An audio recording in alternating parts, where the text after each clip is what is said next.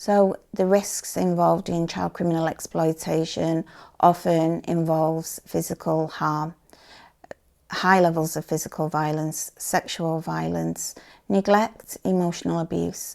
We know that there is a definitely trauma impact, and it's devastating.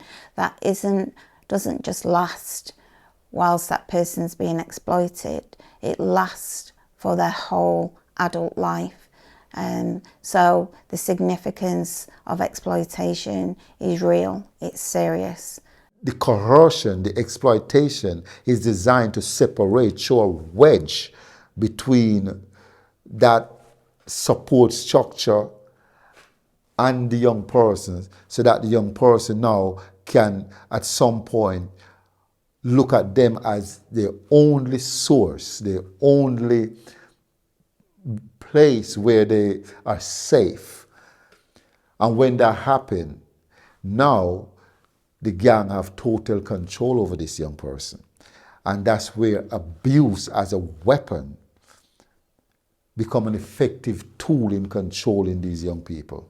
We encounter quite a lot of physical violence that's often threatened or used against these children to maintain that element of control, and that's effectively what the gang are looking for. They're trying to maintain that control. They're trying to keep those children linked to their activities, and they'll often do that by making threats towards them, making threats towards family.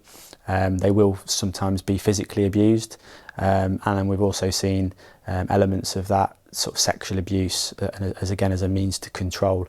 This is part often of the gang and the way they run their business. There's lots of risks that young people face becoming involved in county lines. One of the main ones that I see from a police perspective is violence. Whether that is the use of violence onto children that are involved in the offending, whether those children are now having to use violence as part of that offending themselves. A lot of the children that we come across that come under our radar don't necessarily come under our radar because they've been found with drugs or they've been stopped searching the street with drugs. It's normally because they've come to our attention through carrying knives and carrying weapons. And then that leads into, well, why are they carrying knives? Why are they carrying weapons? And it normally always feeds back to that need to protect themselves because they've found themselves in a county line offending setup.